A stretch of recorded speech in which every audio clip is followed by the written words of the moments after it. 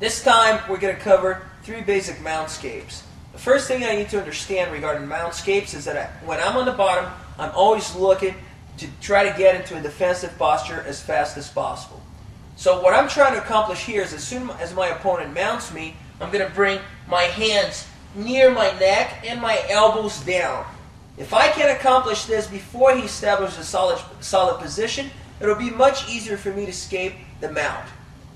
So the first escape that we're going to do today here is the bridge escape called the UPA. Alright? In order to escape the mount by doing the UPA, I must take control of one side of my opponent, his arm and his leg. The first thing I'm going to control here is his arm. In this case here, James is holding my lapel looking for a choke, so it makes things much easier. I'm going to control his forearm right here with my hand. So I'm using my right hand to control his wrist. Now this left hand here can come on top. Alright, right there. Now I'm going to do a slight bridge movement here just to open up the angle between his heel and his back here. Why? Sometimes his heel is really close to the back of the thigh, so it's going to be hard for me to trap that foot. To make it easier, all I got to do is a slight bridge movement. I got to make sure that when I bridge, I do not execute a wrestling bridge here. I don't want to expose my neck for a choke.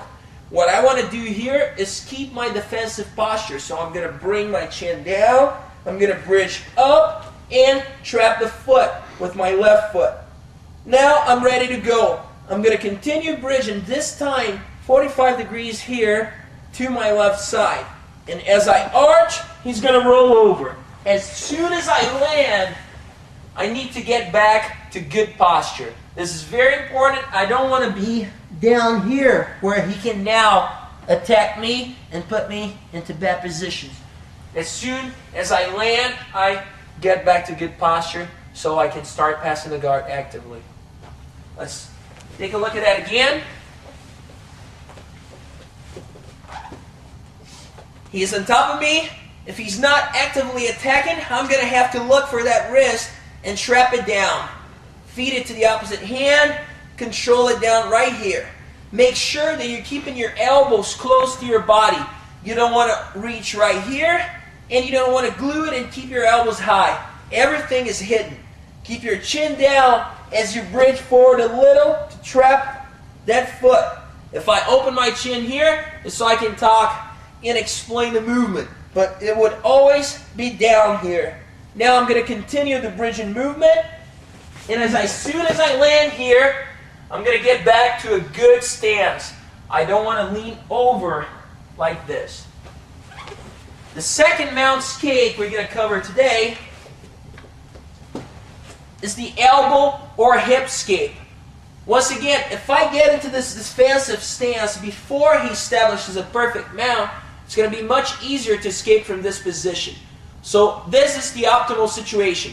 He landed in the mount. Before he can adjust it to his preference, I get to my defensive stance. Elbows in, chin down.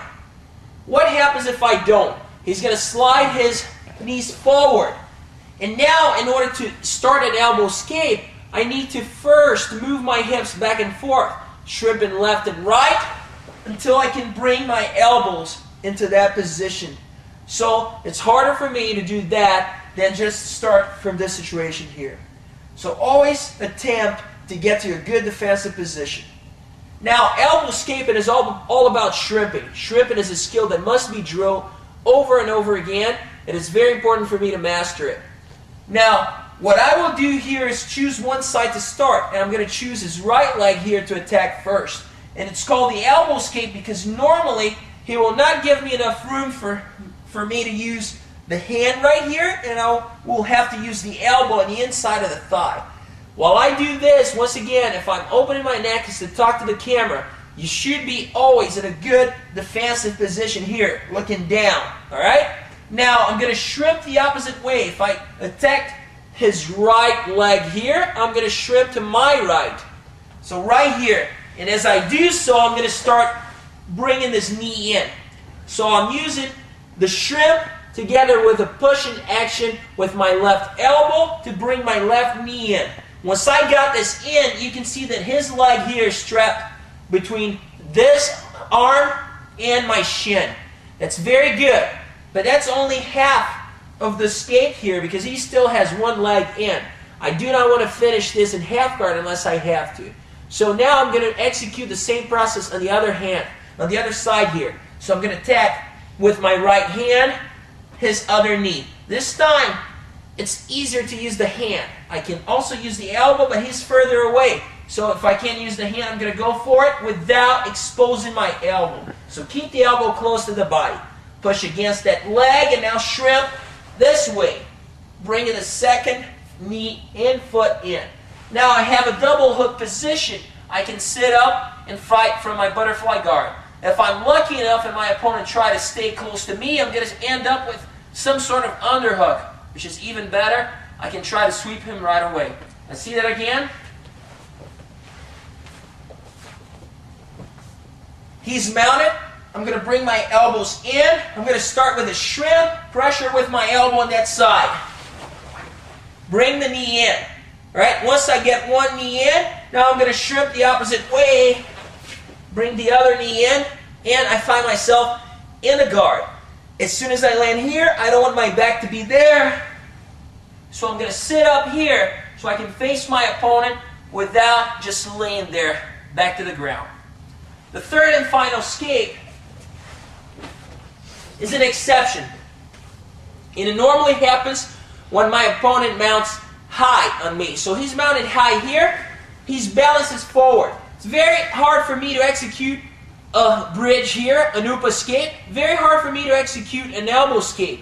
But his weight is so far forward that I can, roll underneath and get to the ankle lock. So that's what we're going to do here. So for starters, I'm going to control his armpits here. In a fast motion, both of my hands will go on his armpits. And I'm pushing with the blade of my hand.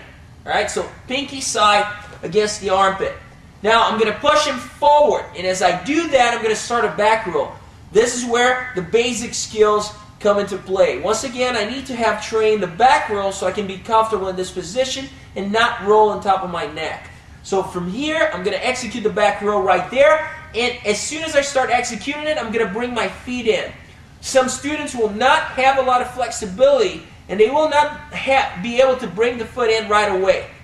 That's okay, and that's normal. If they're not flexible, that means that usually they have a little bit more upper body strength. So they will compensate by, being able to push their partner further before attempting to use their feet. So if they're not flexible, they will be able to push further and then bring their feet. If they're less strong, most likely they're more flexible, they're going to bring their feet into play earlier. Now, I normally try to start with one foot first, especially when teaching those who are not extremely flexible. If you are flexible, you can bring both feet at the same time and start the back row. So you can use one foot first, in this case the right foot, followed by the left when I open up, or I can bring both in at the same time if I'm flexible. Now, watch the back row. Watch how I protect my neck. I'm right there. I'm going to protect my neck by rolling on top of the right shoulder. If I roll on top of the right shoulder, I will attack the right leg. So, right here, and I come with my left foot forward and up. Now, what I will do on the other side is, if possible, I'm going to go ahead and take a step so I block that leg there. So I'm kneeing on top of his left leg, attacking the right leg here. Now once I get to this position, all I got to do is circle the leg here, and I'm around his ankle. I'm going to go ahead and place my hand on top of the shin, hand on top of the wrist, just like a normal ankle lock. And slowly I'm going to arch back as I squeeze in order to get the tap. Let's see that again. I start with my opponent mounted on me. His balance is towards the front. I'm not going to try escape number 1 or escape number 2. I'm going to apply pressure against his armpits. I'm going to roll back, and then I'm going to capture the leg lock. So pressure, feet. This foot stays up on the side of the leg that I'm attacking. I take control of the opposite leg, hand on the shin, pressure backward until you get the tap. In this series, we're going to cover 3 basic arm attacks from side control. The Americana lock, the Kimura lock, the variation going north-south, and the Kimura lock, the variation staying in side control and finishing with the leg on top of his head. We start with the basic side control position here. I'm low, my right knee is glued to his right hip bone here. Now I'm going to start trying to isolate this arm. If he does that for me and just leaves his arm out there, that's great. But normally, I'm going to have to push against his wrist here to get that arm down. Once I isolate this arm, normally when I'm attacking the far arm here, I want to make sure that I cover the head with my left arm. I do this in order to isolate the head from the arm, thus taking away some power. He cannot see what's going on, and it's harder for him to free this arm. Now, I'm going to attack with the left hand if I'm attacking his left arm. Left hand goes down, and always remember, I prefer to use a grip here, 4 fingers on one side, thumb on the other side. It's very important to use this grip. If you cannot hold this grip here, it means you need to exercise your grip more. Do not use this here because this is a poor substitute. Now, once you get this position here, you can see that my arm is in a 90-degree angle. His arm is in the same angle. That's when my second arm will come into play. I'm going to release this grip here from his hip. I'm going to slide that arm underneath, grabbing my own wrist. Now, it's very important that I do not try to finish the Americana lock right away. If I do that, he's going to be able to bridge out of this position. There's no way I can finish this and stay low at the same time. In order to finish the technique, I'm going to bring his elbow towards my hip bone instead. So before I crank it, I bring the elbow in. And now I apply enough pressure there to get the tap. Now the Kimura lock, I start the same way. I isolated the arm, I cover the head, and now what I will do to maintain a good angle here is bring my elbow by his hip bone. If I don't bring my elbow by his hip bone, he's most likely going to grab his belt or his gi. So it's not a good idea. I want to maintain that arm far away. At the same time, I don't want to overextend it because now it's going to be impossible to finish the lock. So I glue my elbow to his hip bone, and now I'm going to start shooting this hand here underneath. There are 2 ways to finish this here. I can start moving to the north-south position, or I can stay in side control. First, let's cover the north-south variation. Once I get to this grip here, all I'm going to do is start moving to north-south. So I'm going to move slowly here, moving towards his head, and when the time comes, I'm going to take a bigger step there with my left leg. Here. As I do that, I pull him up. So I want that person there to be sideways.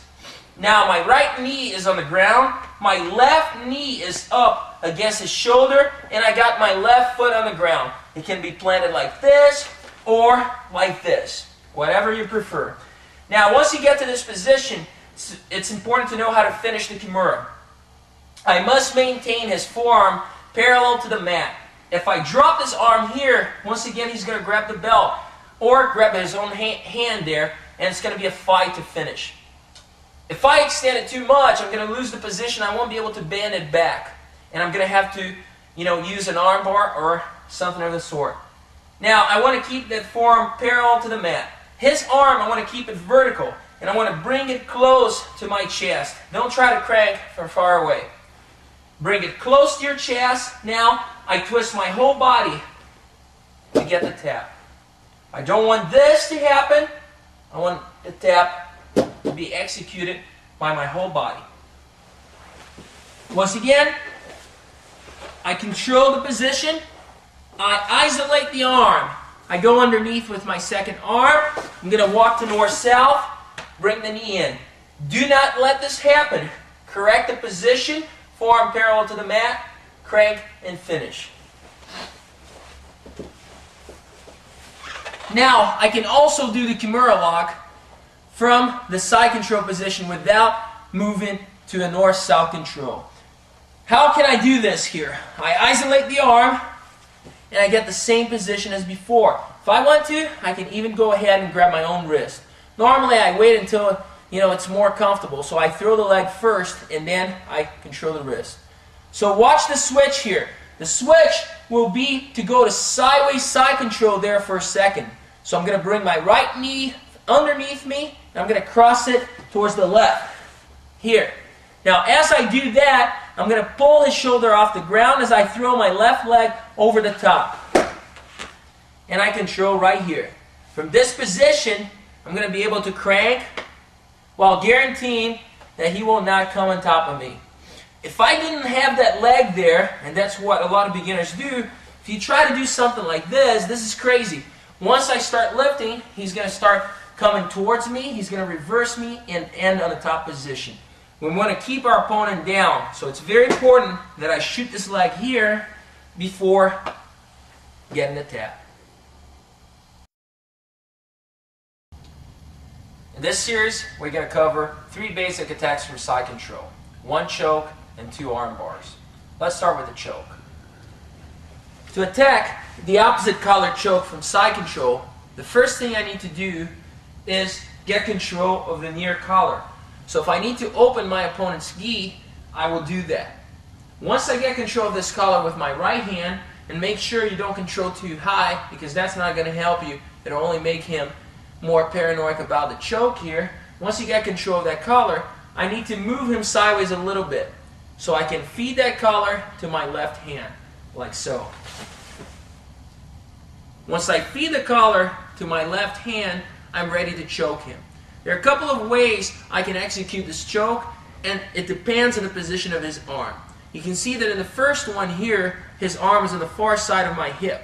If that happens, I'm going to sit up here. I'm going to use this sort of grip here. Alright? Now sometimes his arm is on the opposite side, like this. And I'm going to feed the gi, and I'm going to find that his arm is in the way. That's not a problem. Actually, that's an advantage, because now, after I execute this choke here, I can also, if needed be, apply an arm bar on the near arm. When I execute the choke and I finish this sort of choke, I want to imagine that I'm cutting through with my hand. I'm cutting through with my hand. Imagine that I'm decapitating my opponent here. I don't want to think too much about pulling the gi up, because that will require a lot of grip power. It is much easier to place your hand on top of your arm and slide down to get the same result. There are other variations where you can bring the knee inside, but that's beyond the basic curriculum of our association. Now let's talk about the arm bars. The first arm bar to be executed will be the near arm bar. This arm bar is actually a little bit more complicated than the far arm bar, simply because in most cases his arm will be bent and very close to your hips. It is important for me to be able to move this arm out of the way and expose it before I get to the arm bar situation. How should I expose the arm? Well, first of all, we're going to use what I call a paintbrush maneuver here. So I'm going to place my hand palm up above his arm, so towards the head, and I'm going to brush it across the floor, and I'm going to move this arm towards my right side. Once I do that, at the same time, I'm going to be breaking my hips, and I'm going to then move this arm towards the top of his chest. Let's see how that works. I got the side control position. James's arm is now bent and underneath my hips like it will normally be. He's trying to fight to escape. Now I'm going to bring my right hand, and while keeping pressure with my left shoulder against his face, I'm going to place it palm up on this side. Now, I will drag that hand towards the right side while at the same time breaking my hips. I'm going to bring my left hip bone down, and I will raise my right hip bone. I'm not going to stay here forever because I lost control of my opponent there for a second while doing this transition. So once I get the arm up, I'm going to move back belly down. As I do so, I will take extra control of the arm by bringing my hand palm up once again, chopping it towards his shoulder. After I get it as far as I can towards his shoulder, I'm going to bring my body weight down as I move my belly down. So from here, here. Now, let's watch the whole sequence again. Here, I'm going to use my right hand and place it above his arm. I'm going to execute the paintbrush movement while moving my hips. I'm going to bring it to the center and use my body weight on top of it. It's a pretty heavy position here, very uncomfortable. As I get here, I don't want to be waiting here forever because my opponent will start reacting. So I come up, I'm going to bring my knee almost as if I was executing knee on the belly. But I'm going to follow through with my left leg right away. Left hand will be placed on top of his chest, and I fall back down to execute the armbar. Heavy with the legs, squeeze your knees together. It's very common for beginners to be worried about getting the second leg over. You don't have to. Sometimes you want to transition into that position, but it's not necessary. It's not required. What is required is that I'm very deep as I can, so his elbow is resting high, and I get control of the elbow and of the wrist at the same time. Let's watch the technique once again. Hand goes underneath. I'm going to paintbrush the arm and isolate it. Hand on the chest or on the mat. Bring the knee in and execute the armbar.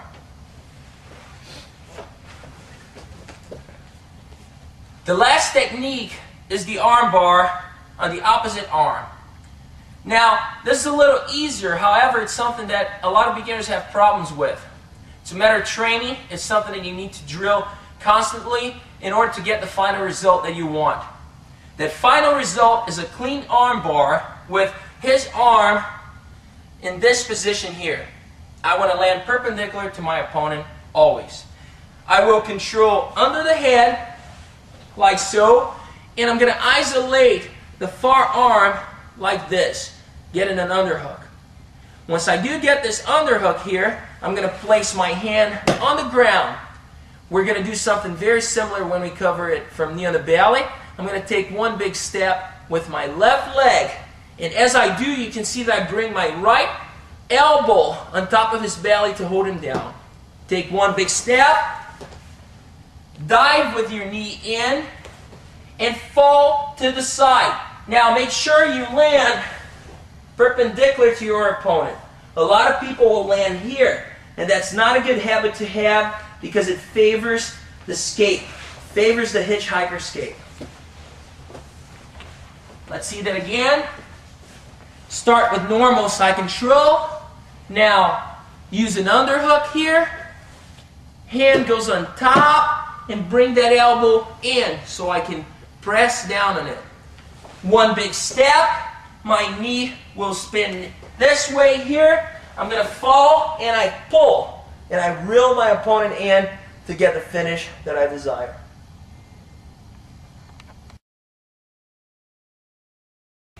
In this class, we're going to cover 3 basic arm attacks here. So we're going to do the arm triangle on this side, arm triangle on the far side, and we're going to do the Bravo choke. So now we're going to start by getting the regular side control position. In order to get the near arm triangle, I'm going to have to isolate his right arm. So the first thing that I will do is bring my leg in to get that right arm to rest on top of my left thigh. Once I get this position, I can move my knee to this side here, almost like a knee on the belly position, and I get a head tie. The key is now to control the arm and push it towards the head. Once I push this towards the head, it's very much like an arm triangle from knee on the belly or mount. I will have to lower my level so I can sink this arm in, making sure that my right forearm is underneath my opponent's head. Now, I also need to make sure that my ear is underneath his elbow. If I'm right here, way above the elbow, his arm will pop out easily. Make sure you're deep with the choke. Once I get to this position, I can maintain my right knee in the same place, or I can bring it back to the outside. Some people even prefer to go sideways in a true side control position. That's fine, and we're going to do this variation here. My left hand will control the right elbow. I'm going to pull this first so that everything is going to be moved to my left side. So this is the first vector. Now, after I pull, everything will be tight, and then I'm going to be able to crank the position by moving towards my right side here at a 45-degree angle. So control, pull, and apply pressure. This is one way of doing this position. Another way is to start it from sideways side control. I can move and snap that arm through, take the underhook out, and move it right here. I don't want to stay in this position forever because it's very dangerous. He might always shrimp away and get my back.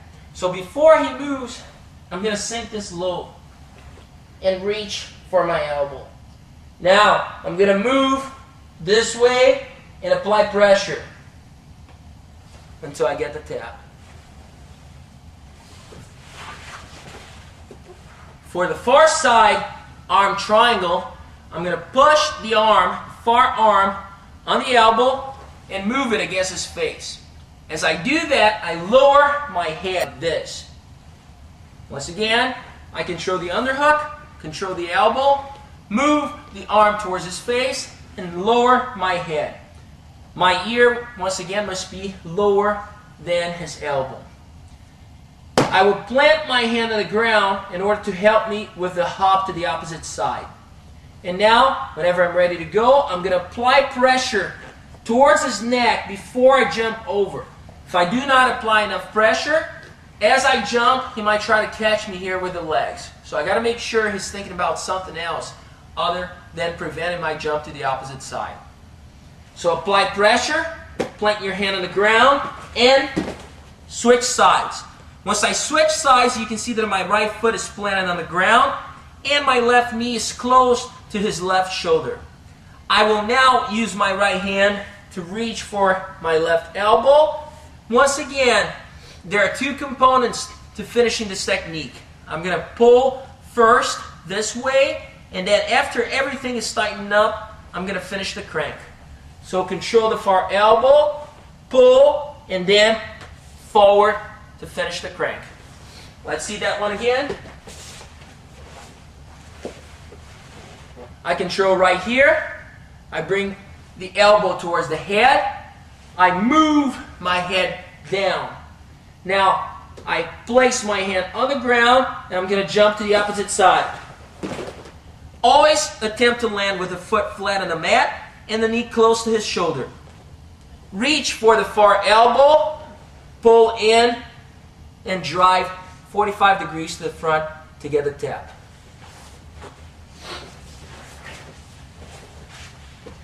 The last submission will be the Bravo choke from side control. Very effective technique, and sometimes a little difficult for the beginner to learn. I will start here by positioning his arm so I can shoot my left arm through. So this is an interesting setup here, because instead of using the near arm here, I'm going to use the arm that's controlling the head. I will now elbow this arm back, and as you can see, once I move this elbow back, it forces his arm towards his face, just like before. But this time, I'm not going to stop like this. I'm going to keep moving all the way until his arm is crossed in front of his head. And I now will cradle the head. I do not want my opponent to stay flat on his back, so I'm going to move him sideways. I do that by holding that head and pulling it in, and at the same time giving him some space by coming a little higher there on my knees. Once that happens, I can now bring my second hand into play. I will shoot this hand underneath everything but the right arm here. So it's going to be some layers there. His bottom arm, right arm, my arm, his head, and the top arm. And on top of it all, my chest, clamping everything together and bringing the pressure in. The way that I position my right hand is very important. I want to make sure that my right thumb is up. So therefore, my forearm is going to be against his neck. I also don't want to go too deep with this position. I want to make sure that if I extend my thumb up, it barely grazes the back of the neck. My second hand will come on over the top, and I'm going to position my right hand on top of my left biceps. And now I'm going to bring my left hand up and squeeze, bringing the pressure down with my chest. Let's see that once more. Right here, I'm going to open it up so I can use my left arm through. I bring everything back, I cradle the head, and I move to my knees. I will now shoot my right arm through, making sure it's in this position here. Left arm comes over, rear naked choke like grip, and apply pressure, bringing pressure down with your chest. Do not make the mistake of trying to bring your opponent back to the mat. I don't want him flat, I want him sideways. That's when the choke is most effective. Now we're going to cover some attacks from the back mount. This first class will consist of the Mata-León choke, the ankle lock for the guy that's, being attacked here, and one back mount escape. Now I'm going to start with the rear naked choke. Very basic technique, should be taught for every beginner out there. So the way that I want to do the rear naked choke is to remember that this is not a position where I want to break his neck. It's just a choke. It's also called the Mata-León, which in Portuguese means the lion killer. Now I'm going to use my right hand to go around his neck, and the way that I want to do this is really go around it deeply. I don't want to go in a manner where just my forearm is across the front of his neck. I want to go deeper so that my arm is on one side of the neck, my forearm is on the opposite side of his neck. Hopefully I get my elbow positioned in a way that's almost in line with his chin. Once I get this hand into place, I can move on to the next step, which will be to bring my right hand on top of my left biceps. Once I get this hand in place, I'm going to go ahead and place my left hand behind his neck. Now, there are many ways of doing this here. I can use palm facing my opponent or palm facing me. I usually prefer to teach beginners with a palm facing their faces. Why? Because here it's impossible to generate a cranking motion even if you wanted to. So it forces the beginner to understand this as a choke. If you want to do it like that, it's perfectly fine. It's not a mistake. Once again, I just don't want to see anybody trying to break people's neck because it's not going to happen. Now, the way that I finish this choke is by narrowing the angle of the V here, consisting of my arm and forearm. So I'm squeezing my arm and forearm together. At the same time, I'm applying pressure by bringing his hand deeper and deeper towards the back of his neck. I rest my neck here against my wrist, and now I apply pressure.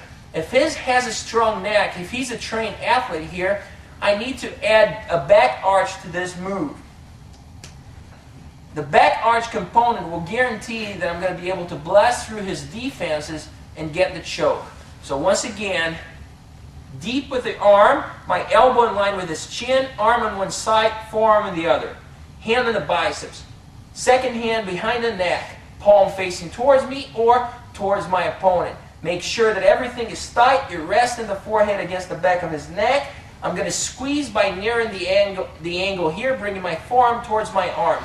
And at the same time, I add a back arch component right here. Now, let's take a look at a quick ankle lock. Now, when I do cross my legs, my opponent can attack me with ankle locks. It's very important for me not to cross them unless it's very necessary. So if I do cross them, now I'm crossing here with my left foot on top, which means James normally would attack, go ahead, with the right foot. He's going to cross the right foot on top of my ankle. He can even close a triangle. I normally recommend people not only to back arch, but lean on their side as they're doing so. That way it's easier and more stable to get the crank. Alright? Would it be possible to do it with the opposite leg? Absolutely. But this will turn more into a heel hook here, bringing pressure on my knee. not necessarily legal. So keep in mind, never cross your ankles while using the back mount. If you do, your opponent will go ahead and cross. This time my right leg is on top, so he's using his left. He triangles his legs and slowly arches back as he's leaning on his side. Very powerful technique, and you're only going to make that mistake once. All right, now we're going to cover the back mount escape. The most important thing is to understand that the back mount is a very difficult position to escape. So every single escape out of there, it's going to be a scramble. I normally teach one basic way for my students to escape, and we're going to cover it now. The first thing I want to do is make sure that my opponent is not setting up like that. Why? Because he can transition into arm bars and other attacks here. So I got to make sure that I pin him down before I even attempt any escape. The first thing before I pin my opponent down is to get in a good defensive position. So we always start any escapes by making sure we're in a good stance. The good stance here is elbows in, chin down. Once again, I'm going to raise my head so I can talk to the camera, but my chin would be down at all times. Hands by my neck, trying to protect any eventual attack there, like a choke. Now, once I get to this position here, I'm going to place James's back on the mat because I don't want him moving around. So from here, I'm going to drive off my toes, place his back on the mat. Now, once I get to this position here, the next step will be to bring my right elbow inside his thigh, right here, right by his knee. Now, I'm going to do three things at once. I'm going to elbow this knee out of the way.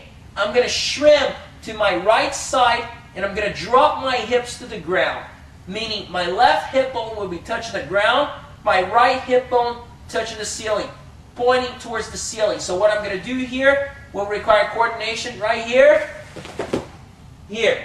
Now, if I just do this in a lazy fashion and I do not move this leg, chances are he's going to recover his hook right away. So when I do this, I must follow with a strong step in motion to my right side. I start, I get into a good defensive position, I move him back. As I move him back, the elbow comes in, I'm going to shrimp to my right, elbow his leg out of the way, drop my hips towards the ground, and take a big step with my right leg, like this. Now, I got rid of one hook. For him to return that hook there will be very difficult because I took that large step. Now, I can follow through with escape by using my right hand to control his head. Now, as you can see, I'm in a good position to start turning into my opponent. So that's what I'm going to do. From here, I'm going to come in my toes so I have a little bit of room. And now, we're going to open this up so you can see it. I'm going to be able to drag the arm out of there. So right here, my hand will stop inside the inner thigh. Why? I don't want to have to deal with his half guard. If I control right here, he will close, and I'm going to have to break it open. So keep that arm inside the inner thigh. So now I can break my hips and pass. Let's see that again. Right here, good defensive position. Now I'm going to push up my feet so that his back is flat against the ground. My elbow is against the inside of his thigh. Now I'm going to elbow that out of the way, shrimp to my right, take a big step with my right leg to the left, and drop my hips to the ground. Over the top with this hand. Now start turning into him and free your left arm. Bring him right here. Face your opponent. Break your hips and get a good side control position. That's one of the basic ways of escaping the back mount. Now we're going to cover three basic attacks from the back mount. The clock choke, a clock choke variation, and the arm bar from the back mount. Whenever I'm attacking at the back mount, I want to make sure that if I'm not attacking right away, I need to get good position and control. So I'm going to bring my chest to his back, and a good idea is to always maintain a seatbelt grip, meaning that I'm going to come with one arm over the shoulder, one arm underneath his arm here, using a gable grip to close and bring that towards my chest, like so. Now, once I get to this position, I can start thinking about attacking my opponent. Now, gi chokes are always a good option in sports jiu-jitsu. What I'm going to do here is starting by opening his lapel, and the hand that was on top of his shoulder will slide right here, thumb in towards his collar. Once I get it right there, I'm going to slide this hand towards the top.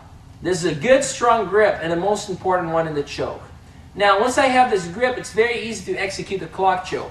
All I got to do is grab the opposite collar, and always make sure that you don't grab it high, because he's going to, not only he's going to panic, but he will be able to attack both grips at the same time. Make sure that you're attacking lower. This will allow you also to generate more power, because you have better leverage by pulling this down towards your feet. So the motion here for the clock choke is to pull the left collar with your right hand towards your feet, and at the same time I'm going to put my back towards the mat and pull my left hand up and back, like so. Now, as I do that, you can see that I do not break this, this distance here. I'm still very close to his back. I don't want my chest to be out there and for him to have all that space, because if I miss the technique, he will escape from the back mount at once.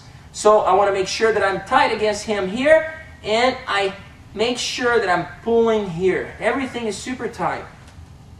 And I arch my back. Once again, we're using a seatbelt grip here. Let go, open this collar up, thumb in, slide to the top. Very important that I'm, get some point of contact there between my hand and his neck. I'm not trying to choke him only with a gi collar. Thumb comes in on this side here. 4 fingers out, low on the collar. Pull that down, pull this up with a back arch motion. Position number 2 is the clock choke variation. Very similar. I start the same way. I'm grabbing right here. Now, what I'm going to do here is open the collar, place one thumb in. I'm going to slide those 4 fingers up. Now, once I get the collar, so far, it's the same. Now, what I'm going to do here is use this hand, instead of attacking the opposite collar, I'm going to control the arm. Right here. Now, I'm going to move back. On this one, I can't really be close here, because it's not going to work for me. I need to break contact here so I can move his arm back to allow me to place this hand on top of my arm here. Once I get my right hand on top of my left arm, I'm going to slice through. The way I want to think this is I want to compare it to a cutting motion. I don't want to think about a pulling motion. I want to cut through with my right hand. Once again, the blade of my hand will slide downward. So right here, control the neck. I'm going to pull that back. Hand will come right here, and I slide it down. Very powerful choke. Right here, slide it up, like so. Slide it down. Get the tap. Very simple attack. The last attack is very interesting. Out of all attacks that we train here from the back mount, this is the only one where I'm going to actually exit the back mount in order to get the tap. So from here, this position here, over and under, what I will do is control with the underside, I'm going to control that arm. Now my next step will be to leave this position here, this over position, and come on the same side here, either with my hand, once again using my blade against his neck, or with my elbow, depending on how hard he's struggling to maintain this position. So underhook controls the arm, hand comes right here, or elbow. And I will show you how to use the elbow later on. With this hand here, I'm going to brush against his neck and start moving his back towards the mat. Now, as I do that, it's important for me to rotate that left leg out of the way so I can, transition into the armbar in a smooth fashion. Right here. I landed it. It's a straight armbar. Once again, legs are heavy. Knees are pinched together. One hand controls the wrist. One hand controls the elbow. Let's see that again. I start with a seatbelt grip. On the underside, I control the arm. This hand right here, I go against the neck. I'm going to start applying pressure back. Now, I'm going to throw the leg over and land doing my arm bar. If my opponent struggles a little bit more and I cannot move him back by using my hand, I can shoot the elbow right here against his face. Let's try not to be extremely brutal doing this technique unless it's a fight. Now I'm going to bring the elbow back and do this. So that's the way I get an arm bar from the back mount.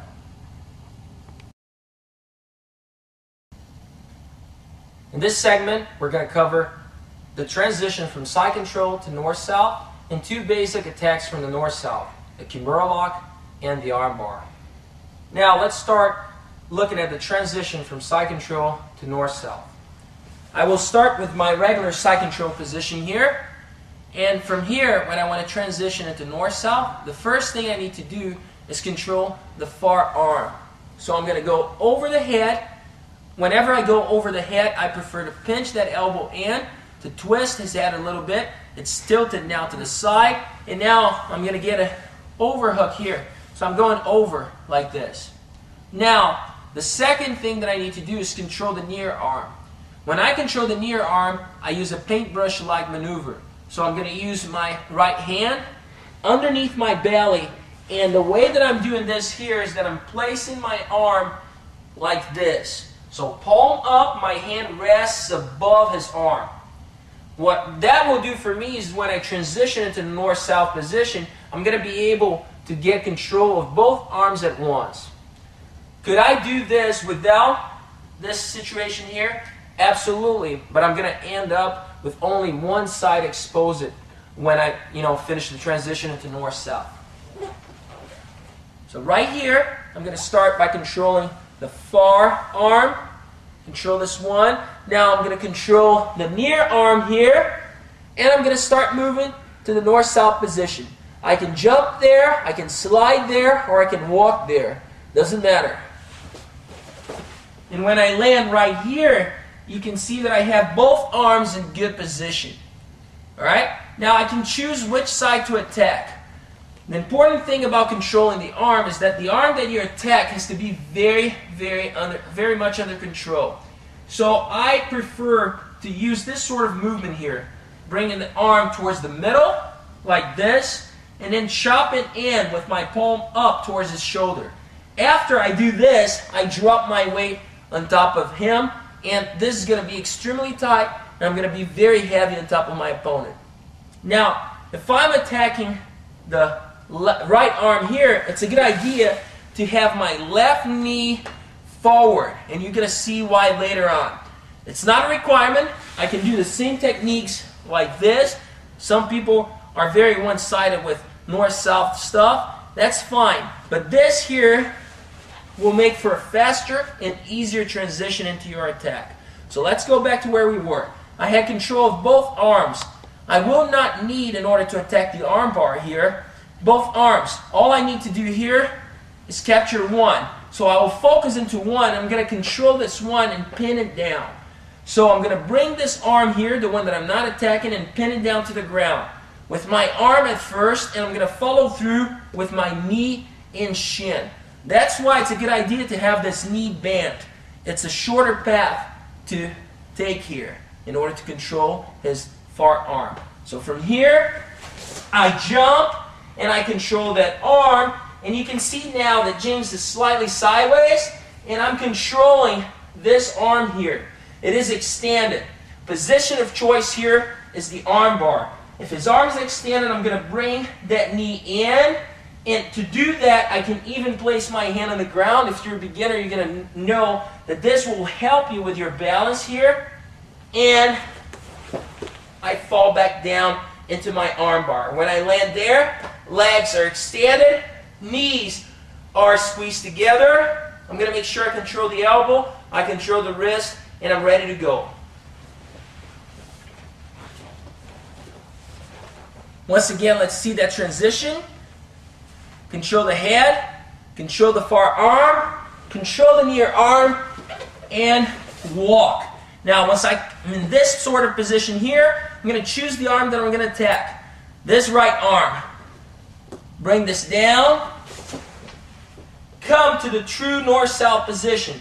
I want my opponent's right shoulder to be off the ground, taking away his power. His arm is under my control. It's fairly extended, and I have my right arm wrapped around it. I can place my left hand on the ground to help me, and I come down for the straight armbar. The Kimura lock is very similar.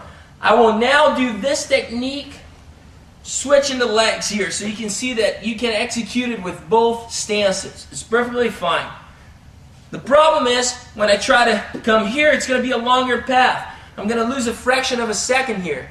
It might be very important, it might not, so it depends on the situation. So from here, I jump in here, and I took control of the far arm. I'm going to attack the near arm though. So what I'm doing here is propping James sideways.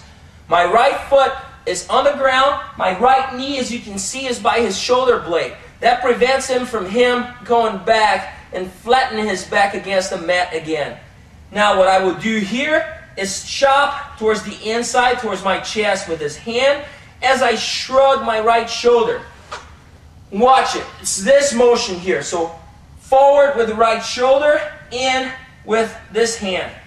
And that will get that hand out of that groove there. The harder you go, the more his arm will bend. So once I do this here, I got to be able to grab it right away.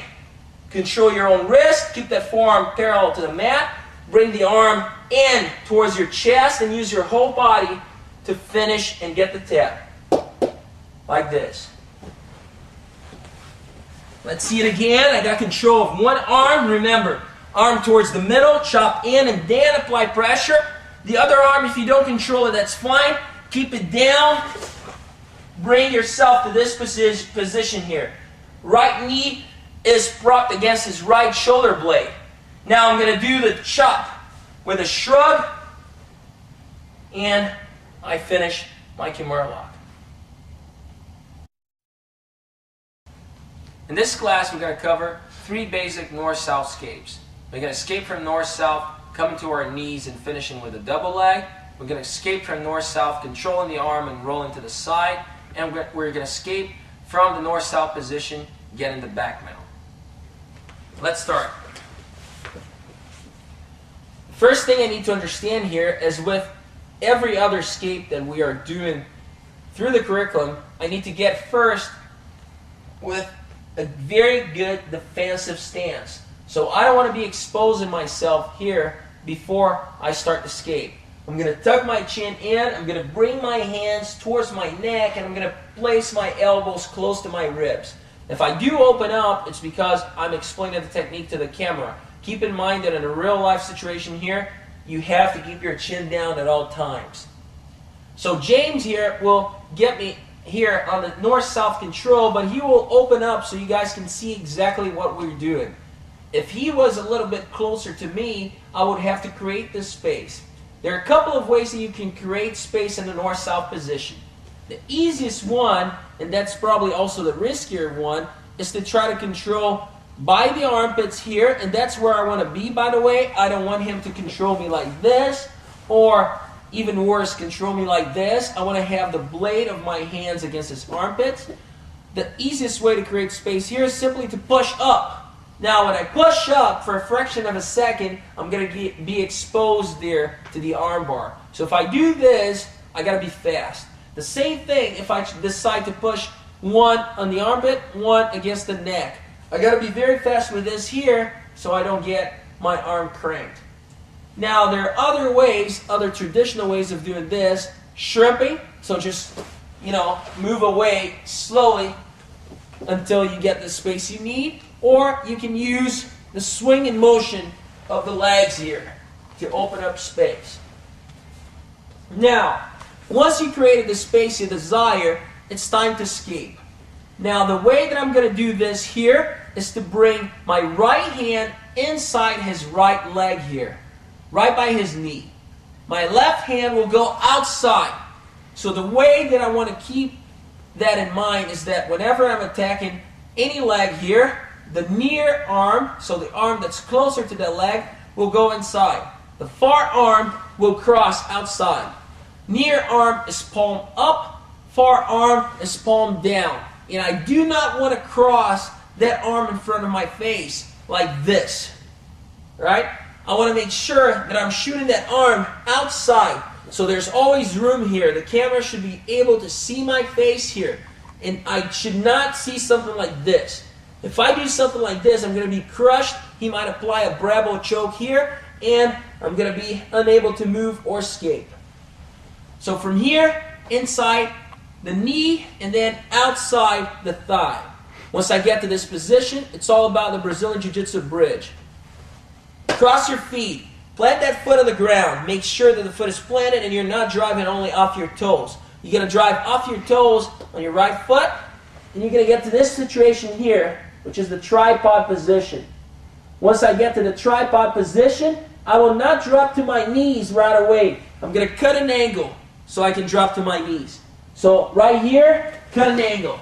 This way, as I cut the angle, what I'm doing here with my opponent is that I'm controlling the leg like this. My shoulder is driving outside his thigh. Now I'm going to use my free hand to tap the knee, and I drive forward to finish. Let's see that again. So I create some space, by using any of those methods that we, discussed previously. Hand on the inside of the knee, hand outside the thigh. Make sure you're not crossing in front of your face, but making sure this is as open as you can be. Obviously, he's going to be applying pressure here. On this one, we're going to give him, a little bit more pressure. So this is not going to be, very open. But this will do. Cross the legs. So plant the left foot right there. Now I'm going to get to the tripod position. Why the tripod? Why is it called a tripod in the first place? I got my toes on the ground, right toes on the ground, and shoulder. So 3 points of my base there, like a triangle. So here to here. Now I'm going to come to my knees. At the same time, I'm going to cross the T. So I'm going to have my opponent in this axis, and I'm going to be in this axis, perpendicular to him. As I do that, I control that leg here. I drive forward and finish. The second escape,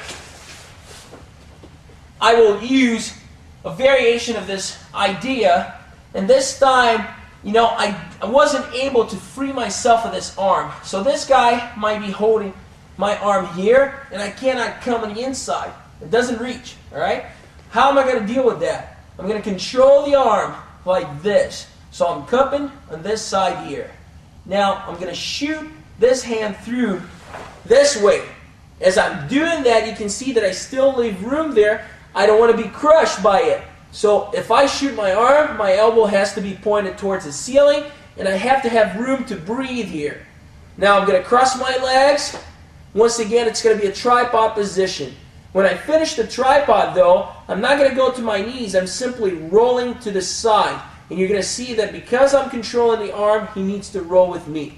So right here, you get to the tripod position. So roll underneath, and as you roll, chop that arm. Why am I keeping my left arm here? So prevent him from basing out there with the right leg. Once I get right here and I block that base, I can roll and use my left arm to chop. Like this. If I don't need the extra pressure, I can also keep the hand by the leg. Or if I feel that he's really going to try to base out, I can keep the hand out there. It's also possible to do it like this. When I finish in this position, I don't want to be facing away from him for too long. So what I will do is that I'm going to feed that arm here. So I feed his right arm to my left arm. Now I'm going to start moving this way into him. And I also always look for either a knee on the belly or even an arm bar position like this. Let's see that again. He's controlling my arm. I'm blocked from trying technique number 1. So I'm going to control the arm from outside like this. Now I'm going to shoot my arm through. I'm going to cross my legs. Plant that left foot on the ground. Come to the tripod position. If I feel I'm not threatened here, I can bring that arm and help with the chop. If I feel like he's going to base out, I keep it right there, and I just roll underneath. The same end result. Now I'm going to feed the arm here to my left arm. I'm going to roll into him. I'm going to bring my right knee up. So I land a knee on the belly, or I can even finish with an arm bar. The third escape is the back mount escape. This escape that has saved me many times. The more flexible you are, the easier it is to escape like this into the back mount. Now, if you're not flexible, that doesn't mean that you're not going to be able to use this technique. It's just that you're going to have to follow the steps very carefully, and you have to do one hook first, and then a back roll into the second hook. Let me show you what I mean. Once again, this works great for the guy that's really trying to be heavy here and keeps his hips high. Very common situation, like this. This is not a good position here. Whenever you're doing north-south control, you need to avoid trying to keep your butt up, because the flexible guy will always get the back mount here.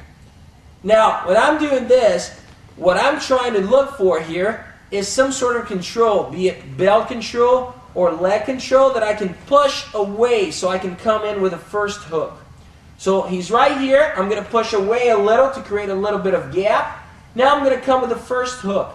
I'm rolling on my shoulder on the same side of the first hook.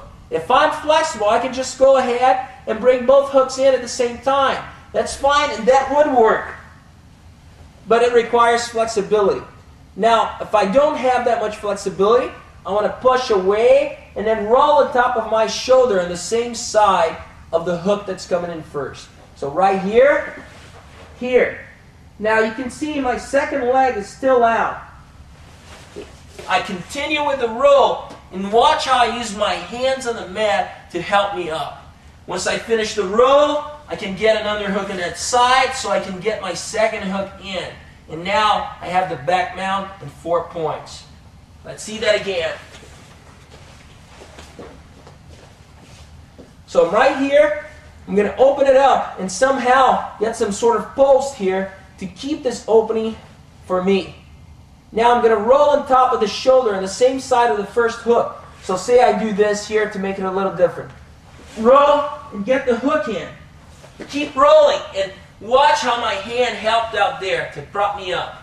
Now get some sort of control. You can go into the choke, or you can open him up so you can get the second hook in and get the back mount.